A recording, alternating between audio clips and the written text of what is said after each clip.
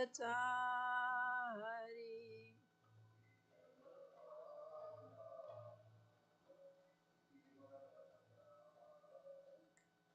Yasodanandana Brajajanaranjana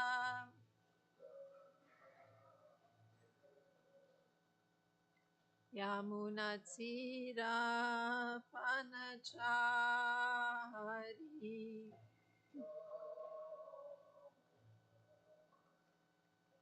Jaya Radha Madhava Kunja Bihari.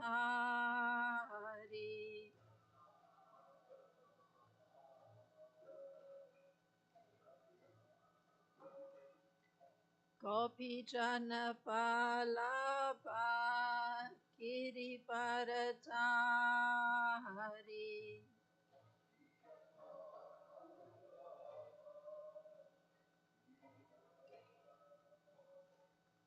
Yasodanandana Brajajanaranjana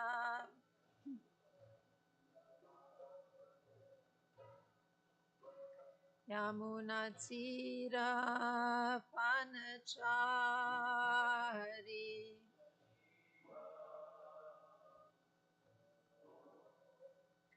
Jaya Radha Madhava Kunja Bihari.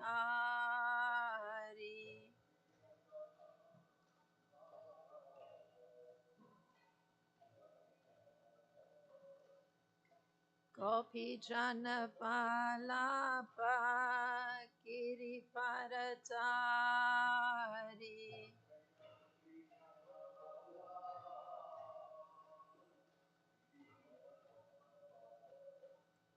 Yasodanandana Brajajanaranjana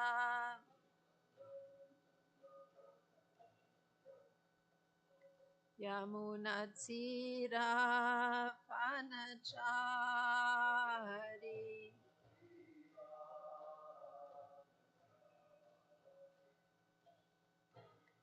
Hare Krishna, Krishna Krishna, Hare Hare, Hare Rama, Rama Rama, Hare Hare.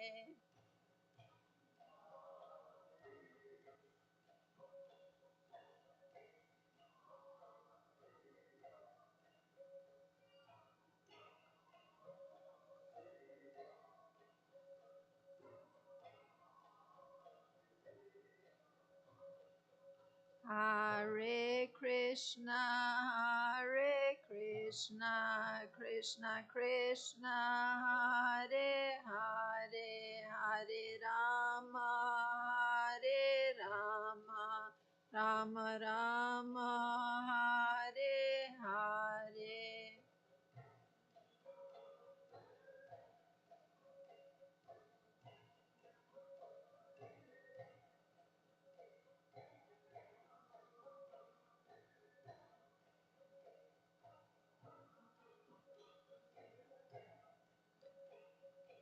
Hare Krishna,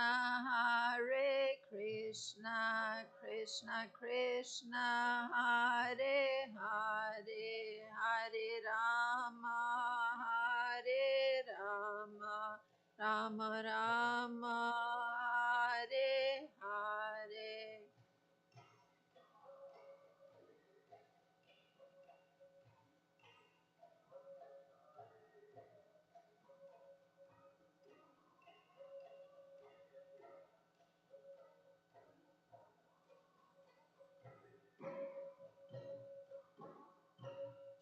Kishore Kishori Ki Jai.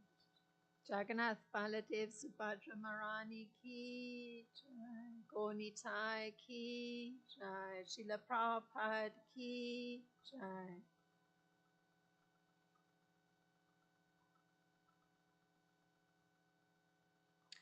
Om Namo Bhagavate Vasudevaya.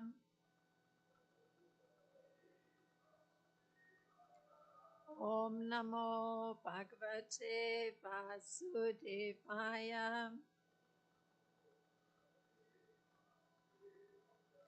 Om Namo Bhagavate Vasudevaya.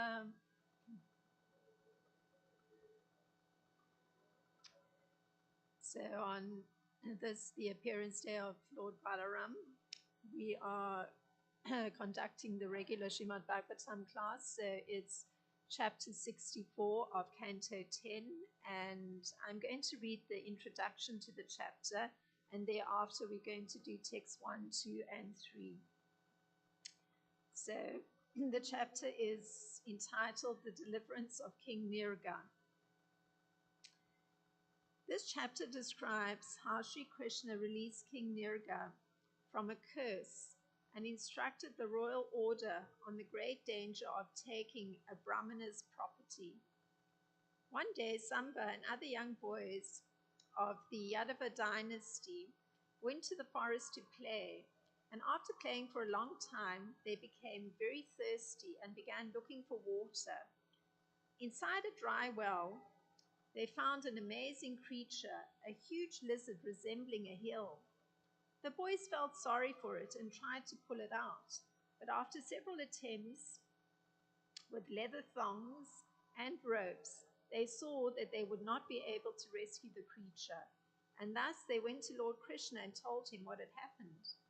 The Lord accompanied them to the well and, extending his left hand, easily lifted the lizard out. By the touch of Lord Krishna's hand, the creature transformed at once into a demigod. Then Lord Krishna asked, "Who are you, and how did you assume such a lowly form?" The divine being replied, "My name was King Nirga, son of Ikshvaku, and I was famous for giving charity. Indeed, I gave away countless cows to numerous brahmanas. But on one occasion, a cow belonging to a first-class brahmana wandered into my herd. Unaware of this, I gave this cow in charity to a different brahmana.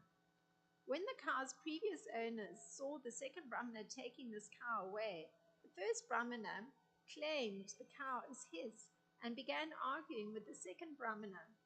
After quarreling for some time, they approached me, and I implored them to each take 100,000 cows in exchange for that one cow, and to please forgive me for the offense I had unknowingly committed. But neither brahmana would accept my proposal, and the matter remained unsettled. Shortly thereafter, I died and was taken by the Yamadutas to the court of Yamaraj. Yama asked me which I prefer to do first, suffer the results of my sins or enjoy the results of my pious acts. I decided to suffer my sinful reactions first, and thus I assumed the body of a lizard. After King Nirga had told his story, he offered prayers to Lord Krishna and then mounted a celestial airplane which transported him to heaven. So proceeding to, there's a little bit more. Lord Krishna then instructed his personal associates, as well as the general mass of people, on the dangers of stealing a brahmana's property.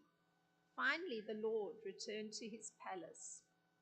So proceeding to text 1. Shri Badarani Ruvacha Ekado Pavanam Rajan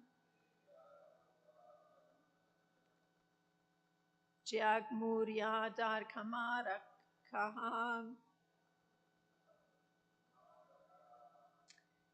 Vihartum Samba Praduna Charupanu Patadaya Shri Badarani Ruvacha Ekado Pavanam Rajan Jagmuryada Kumarakaham Vihartum Samba Pradumna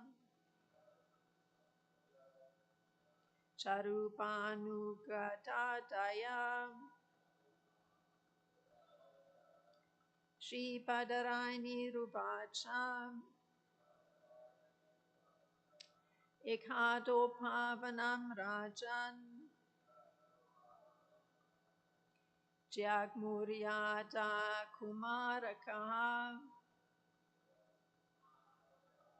Vihartsum Samba Pradumna Katupanu Kadadaya. Please chant. Shri Padarani Ruvacha.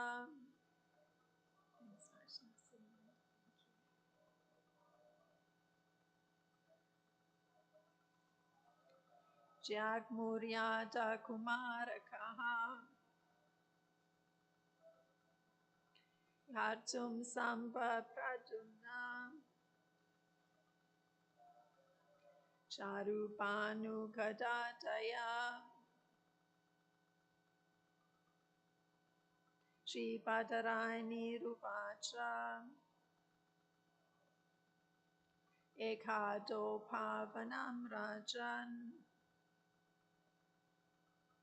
Jagmuryada Kumaraka Hatum Samba Pradyumna Charupanu Kadadaya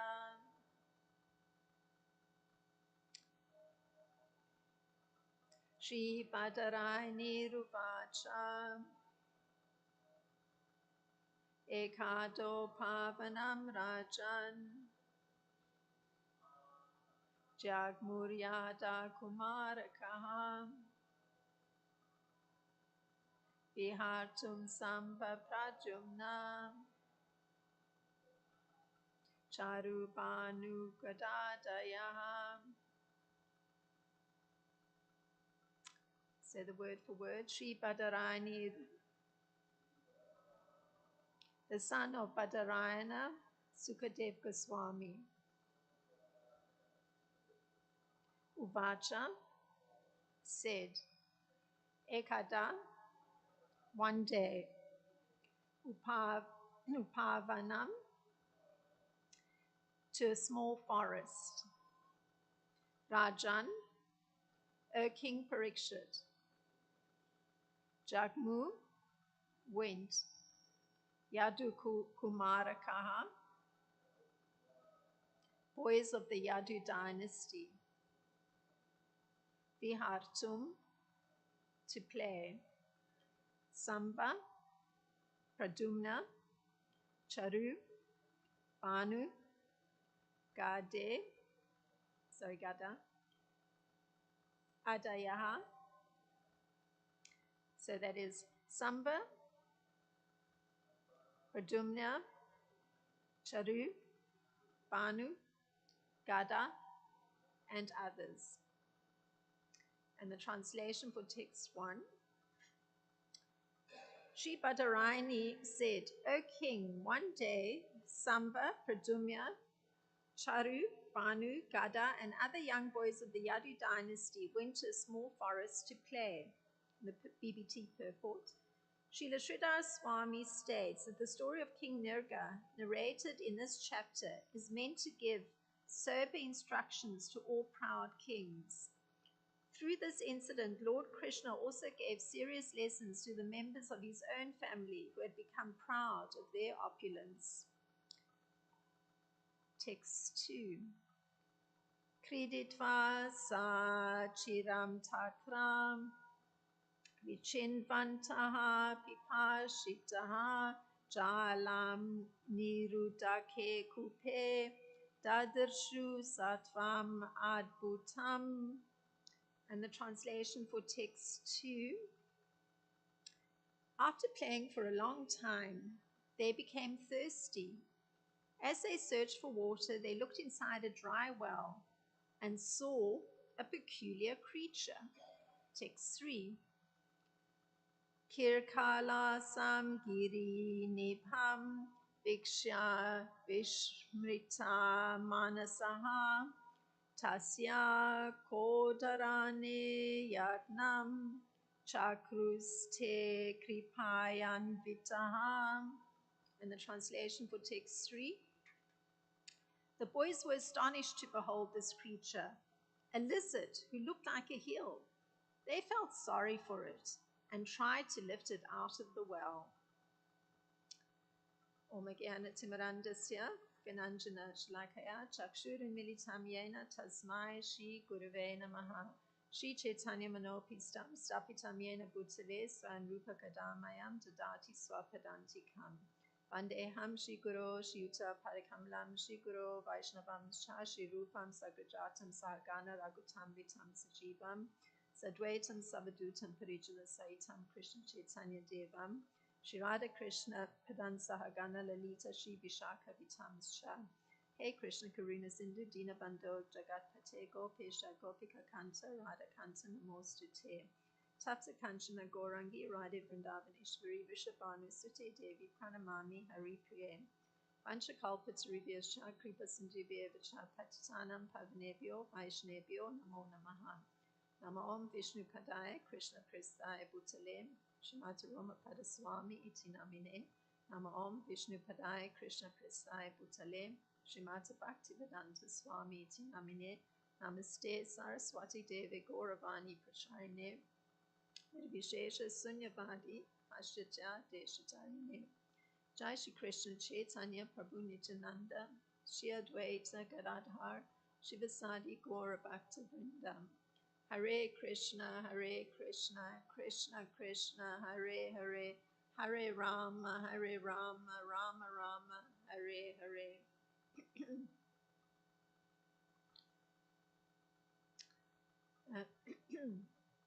So there's a short statement by Srila Vishwanath Chakravarti Thakur on the first text, and he states the following, and these are his words. In this chapter, Krishna rescues King Nirga from a well and hears about his giving charity. In this way, Krishna instructed his duly frightened devotees about charity and devotion to Brahmanas. So that's the commentary of Srila Vishwanath. So the generalization in the BBT purport is that the story of King Nirga, narrated in this chapter, is meant to give sober instruction to all proud kings. So there's an expansion because in the commentary of Srila Vishwanath, it was Krishna instructing his devotees about charity and devotion to Brahmanas, but in the BBT purport, there's the additional part that Krishna is actually giving sober instruction to all proud kings. So this summary overview then leads into the details of the narration. So I'm going to read the sort of narration as it unfolds in Srila Prabhupada's writing in Krishna book. And you'll notice that there's a slight difference from the Srimad Bhagavatam narration, but we'll see if we can look at that. So Srila Prabhupada writes, once the family members of Lord Krishna, such as Samba, Pradyumna, Charu, Banu, and Gada, all princes of the Yadu dynasty, went for a long picnic in the forest near Dwarka. So we'll pause for a minute.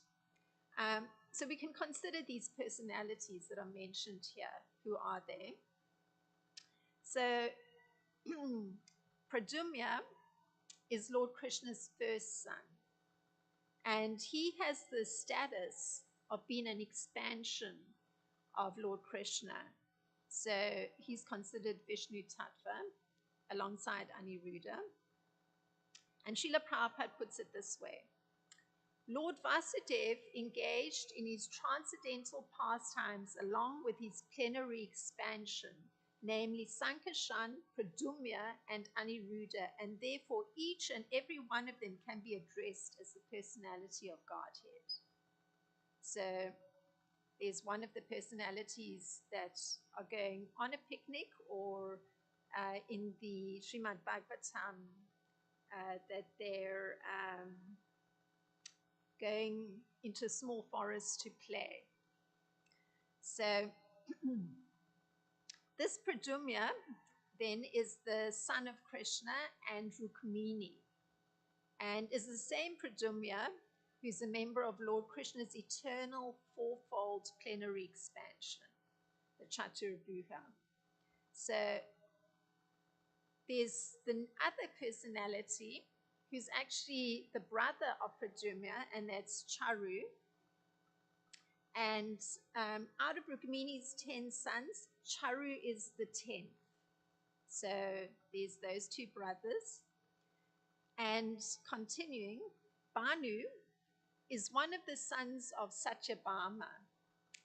And these 10 sons are headed by Samba. So Srila Jiva Goswami says that these 10 sons,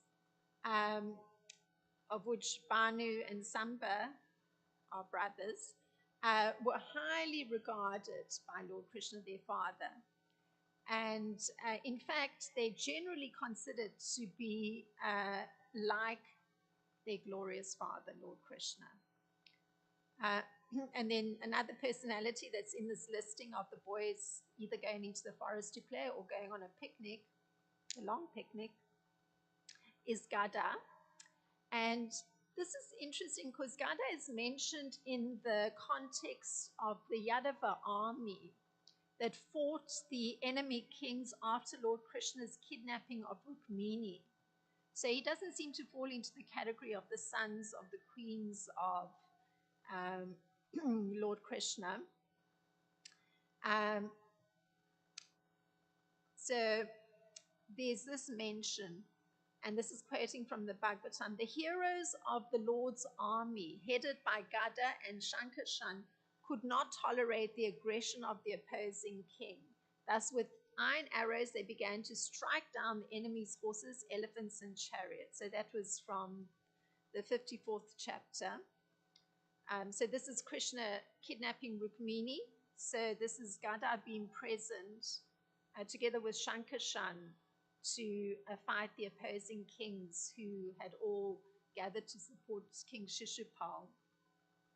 So Srila Jiva Goswami explains that the narration did not take place in the sequence told. So, we're trying to piece it together because it was before Aniruddha was born. So Pradumya was clearly, would have to have been in the age to have Aniruddha as his son. So it's before Aniruddha's birth. And since the Bhagavatam mentions their attachment to playing, one can consider that Srila Jiva Goswami says that they must have been in their Kumara age. He adds, this is Srila Jiva Goswami, that the incident must have taken place just after Pradumya returned from Sambara's city. So you notice it's coming at a moment where it seems a little unexpected because we've heard of the fighting that went with Banasura and the presence of Pradumya and Gada and Balaram. And now we're hearing about Pradumya in a younger age where he hasn't yet had Aniruddha as his son. So Srila Jiva Goswami is putting it into a time period where it's after Krishna returns from Sambara's city. So here's that return.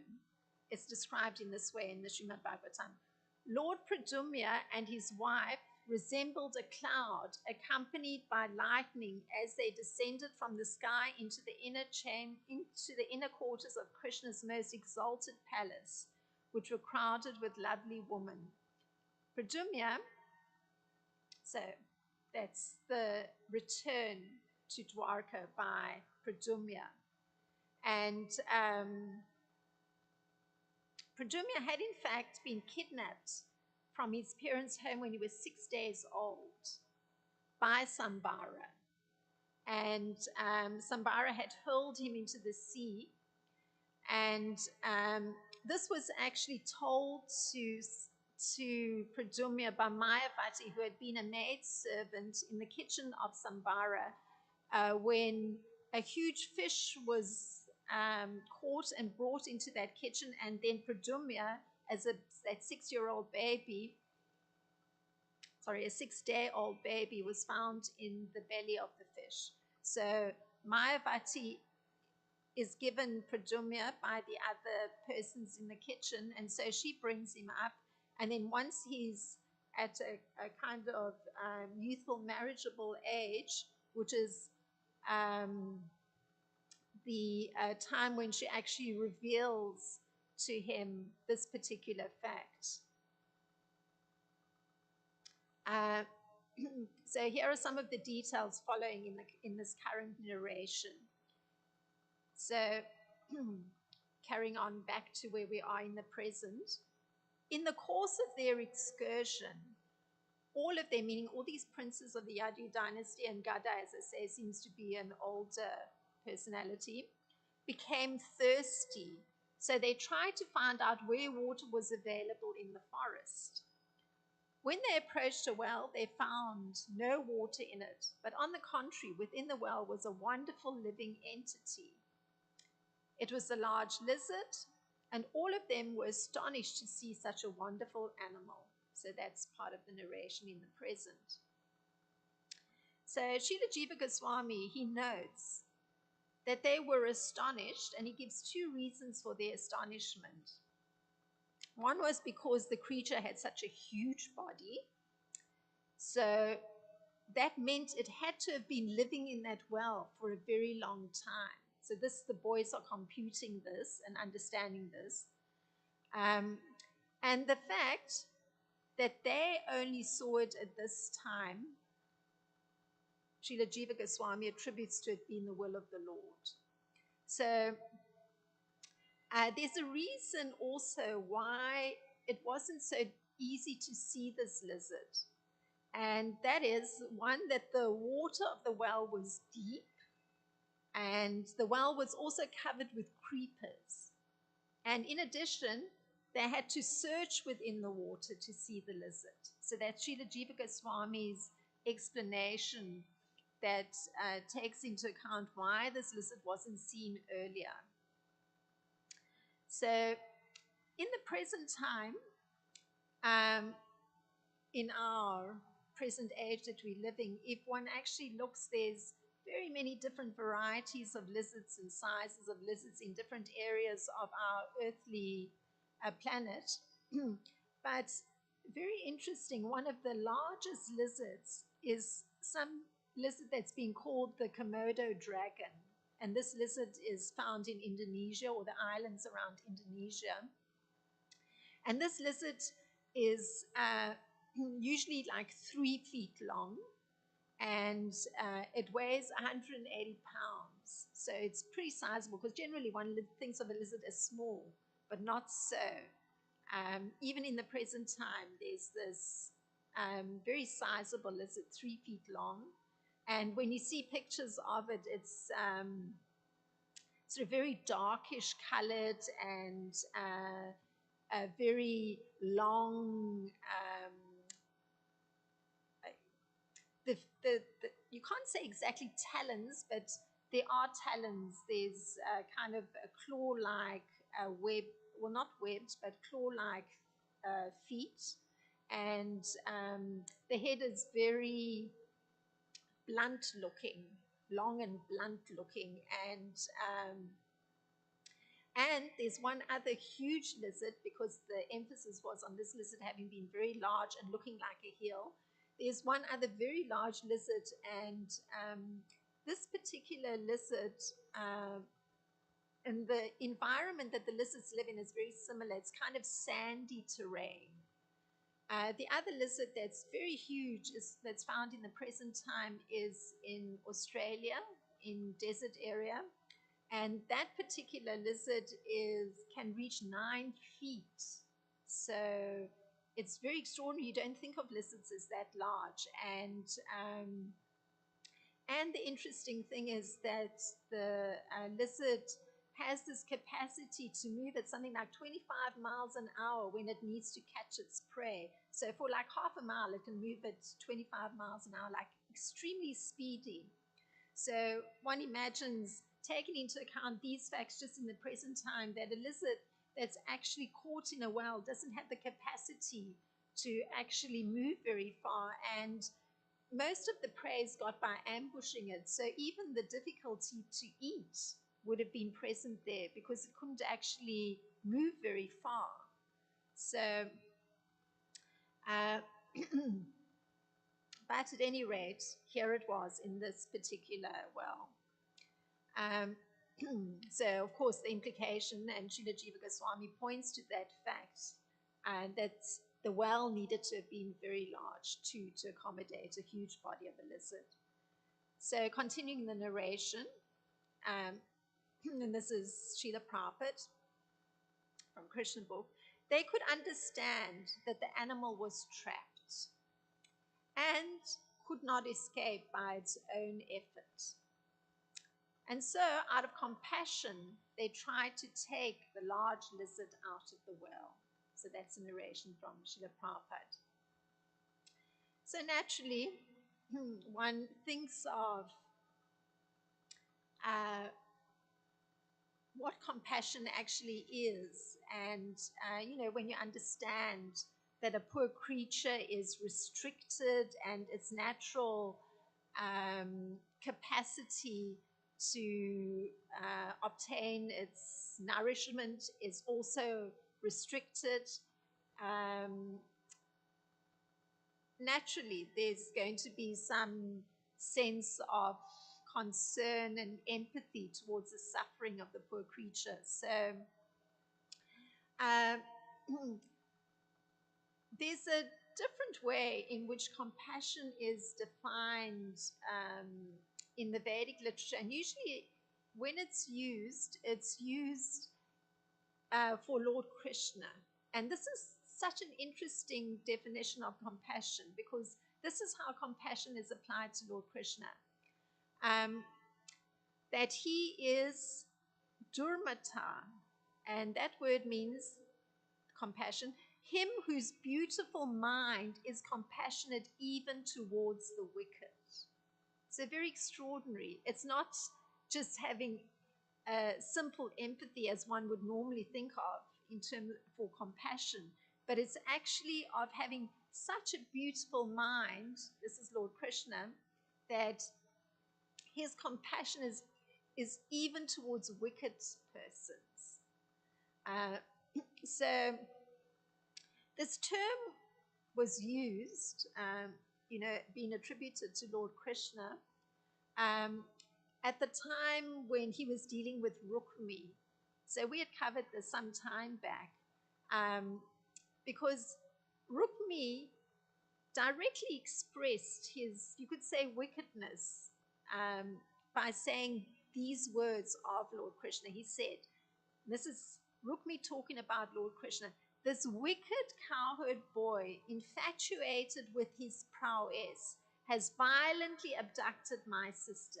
But today I will remove his pride with my sharp arrows. So that's the perceptual reality of Rukmi when he thinks of Lord Krishna, and how he even expresses his views of Lord Krishna. So clearly he was ignorant of the true extent of Lord Krishna's power. So there's a final scene where one comes to see something of Lord Krishna's compassion, this quite beautiful mind. And you see the external manifestation of it with how he deals with Rukmi, because Rukmi also, there were further insults. I just read one of them. So there's this moment where Rukmi is leaping from his chariot, sword in his hand, and he's rushing furiously towards Lord Krishna to kill Lord Krishna. So remember, this is his sister's husband, but he's not accepting it. And a noble action that was performed by Lord Krishna, because it's in the Kshatriya code of ethics that it's permissible to obtain one's wife in this kind of way, through a kind of kidnapping. And particularly also it was Rukmini's desire too to be married, so it was perfectly in order, but Rukmi is not seen in the proper way. It's just this wicked outlook. So this final scene where he's rushing towards Krishna like a bird flying into the wind, the Srimad Bhagavatam describes, as Rukmi attacked Lord Krishna, the Lord shot arrows that broke Rukmi's sword and shield into small pieces. Krishna then took up his own sword to kill him. At the intervention of Rukmini, Krishna instead tied up Rukmi with a piece of cloth.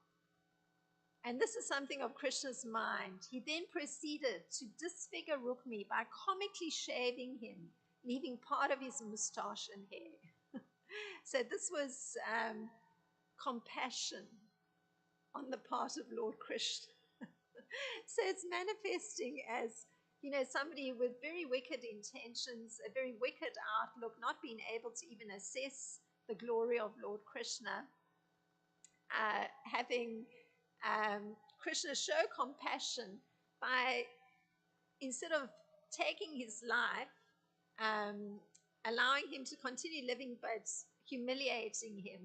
And there's a certain amusement one can derive, because in some sense challenged Lord Krishna's abduction of his sister, because from all points of view, Rukmi was a little ridiculous in his attitude. I mean, he'd even vowed to all the kings that he wouldn't return to his kingdom unless he killed Krishna. And in fact, he couldn't then return to his kingdom. So there's a statement made that Krishna's compassion, and this is coming from somebody who turned their attention to looking at this notion of compassion, and that's one of our ISKCON spiritual masters, Satsarup Maharaj, who wrote a book on it. And he points out that Krishna's compassion is shown by his protecting his devotees. And this is, of course, in contrast to how he's functioning with the more wicked category of society. Is clearly not that he's constantly protecting or looking out for. But even when he does come into direct head-on conflict with somebody in that category of more wicked persons, he still actually shows compassion, because they get their pride destroyed generally. So this protection that Krishna, this compassion that he has towards his devotees, takes the form of taking away all the obstacles for attaining love for him. So that's Krishna's particular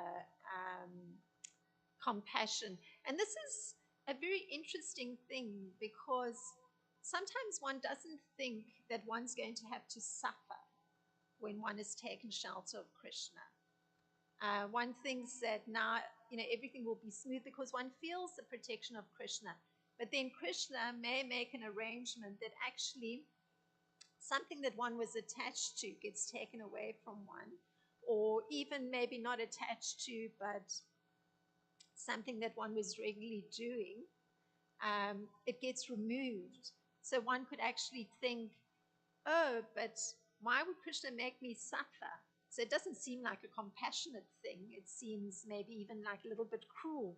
But then one comes to understand that the arrangement is made to actually allow one to kind of pull out whatever is holding one back from really being able to surrender Krishna. And when one pulls that out, one can examine it, and one can re-look at it, and one can understand it, and hopefully discarded. So there's suffering with actually pulling out something that's what one holds onto or is a part of one, or one thinks that maybe one isn't even that conscious of it, but Krishna draws attention to it, and the examination is painful. So, but that's Krishna's compassion, because if one actually bravely goes through that, one understands that actually it's like remove something that opens up that relationship with Krishna much more, in a much more connected kind of way, because that part that was in oneself was actually an obstruction in the relationship without one knowing it. So, um, so Satsvarup Maharaj, he writes that his protection lies in his providing instructions to free us from material functioning. Um, so, one can bear in mind the instructions of Krishna to give one strength if one is in that situation where Krishna has actually exposed some aspect of one's character or one's functioning that needs examination. So, protection is also in the form of sending a pure devotee from whom one can learn. Because if one observes, if one finds oneself in such a situation where something has been brought to one's notice by Krishna's kindness, even though, and by his compassion, even though it may be highly painful and one may not be able to label it immediately as compassion on the part of Krishna, one can actually look at the life of a pure devotee that Krishna's put into one's life and actually look at how that particular personality has actually dealt with some hardship, and then it becomes easier to comprehend the right course of action for oneself, because you have a glowing example of a very brave, extraordinary personality that's very much connected to Lord Krishna, and how they proceed in a very glorious way with Krishna presenting difficulties. So it's this is a form of protection from Krishna, if he provides such a pure devotee from whom one can learn. So, going to support this particular analysis of Krishna's compassion and the particular definition of compassion that's there, which is somewhat different from just the, say, feeling empathy towards a suffering somebody. And there's the particular statement that Krishna makes in Bhagavad Gita 240, where he says, in this endeavor there's no loss or diminution, and a little advancement on this path, meaning the path of cultivating one's relationship with him, the devotional path, can protect us from the most dangerous type of fear. So actually, one is spared the suffering of fear, because one never knows what's up ahead. So just staying on the spiritual course and staying within, under the protection of Lord Krishna, is saving ourselves from fear. So Krishna will protect through spiritual knowledge, and that's the real meaning of his protection. And in this narration, mention is made, and it's going to come to unfold, since I just had these very simple verses today. It's going to unfold how the sober instructions that Krishna is going to give is protection for all the kings. So Krishna is really going to be displaying his compassion. So those are some thoughts on these simple texts. If there's any comment, expansion, question, please proceed.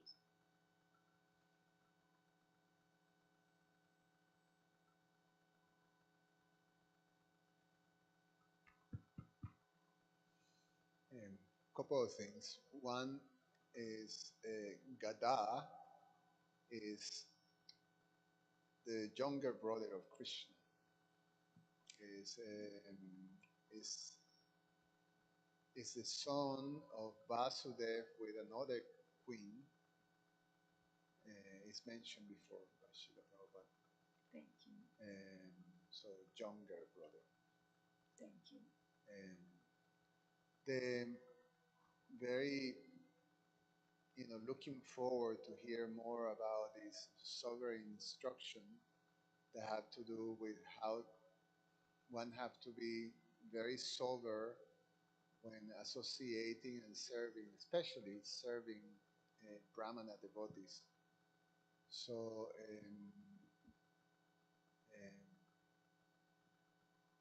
looking forward for that, the specifics of the instruction. I mean, we have the general picture that even without, even just by accident, an offense was made. It was not the fault of the king, but even that accidental offense had, a very severe consequence. So I think my spiritual master, our spiritual master, discussed something about the consequences of offending, offenses to Krishna's devotees, and one was in the narration of Dvivida Gorilla. Remember, during the Gita Nagari retreat, he was discussing lessons from the Ramayana, and his class was on these offenses because Dvivida was a very important associate of Lord Ramachandra and part of the army of the monkeys, and he fell down from that position because of offenses to Lakshman, and so he ended being a very degraded, sort of demoniac type of person that had to be punished by Lord Balaram. So, and then also Lakshmi Devi, sorry, Sita, one of the reasons, according to the Acharyas, that she had to go through some difficulty was by saying very hurtful things to Lakshman also again.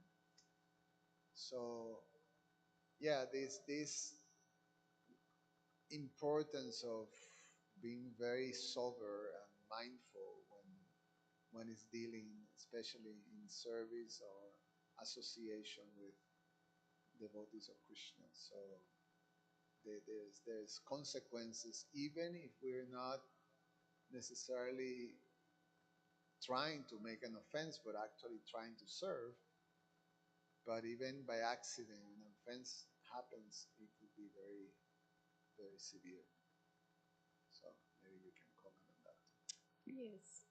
Thank you so much for bringing up two examples that His Holiness Ramapada Swami had spoken about that appeared in the Ramayana, the two personalities just offending somebody that was dear to Lord Krishna, or in that case, Lord Ramachandra. So,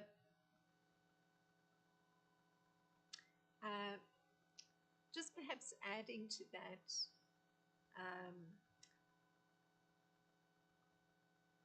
I did hear one statement being made during the recent retreat by His Holiness Ramapada Swami, where a question was asked.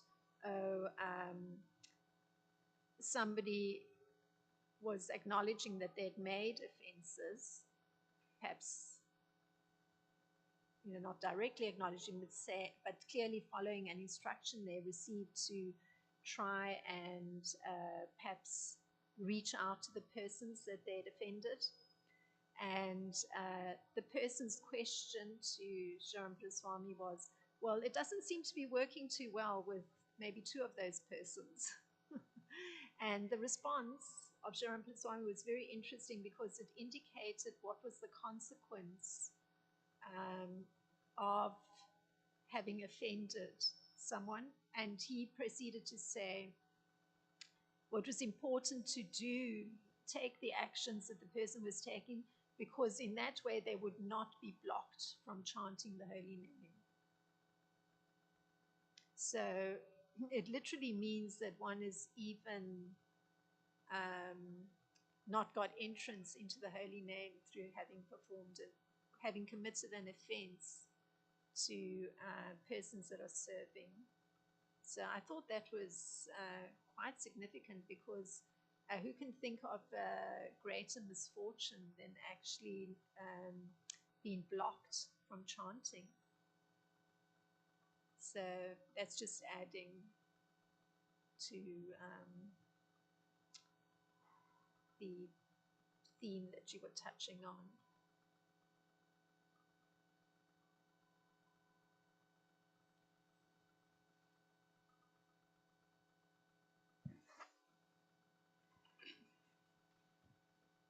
Thank you for your class, Mataji. My question is about one Pradyumna and Samba.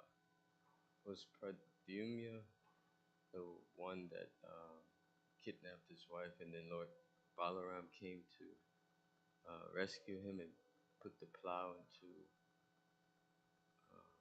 it's like the city and threatened to drag it into the Ganges?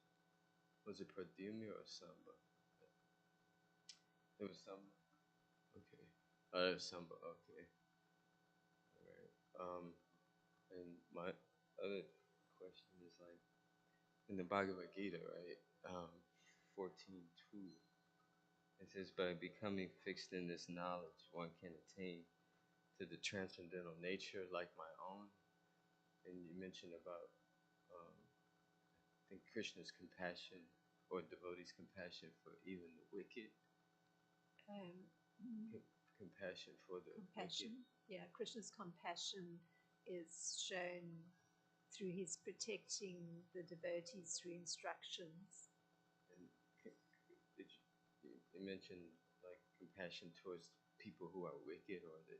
Oh yes, that was the definition of compassion, because it's exemplified by Lord Krishna, that he actually has that kind of compassion even towards those that are wicked. Yeah. So when we study Bhagavad Gita and try to become fixed in the knowledge, and when he says one can attain to the transcendental nature like my own, would that include that compassion? Like Krishna's nature is that the compassion? Yeah. Oh. Yeah. Yeah. And it's a difficult thing. I mean, I've heard my spiritual master say that because everyone is a spirit soul, they intrinsically are good, but it's very difficult to actually feel compassion for wicked people. It's very difficult.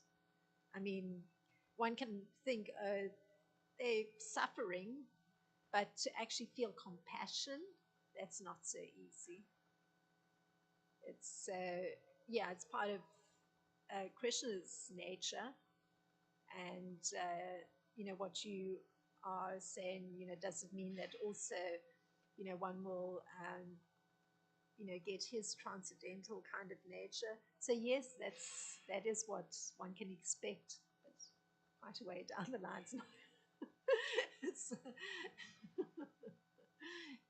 It's more likely that one will witness examples of, the false ego operating, where one will want to assert one's own superiority over others, or somehow try to control others, as opposed to, creating space for others to flourish and grow and give support for that. That's the more difficult part. So, yeah. Well, thank you very much. Srimad Bhagavatam ki jai, Srila Prabhupada ki jai.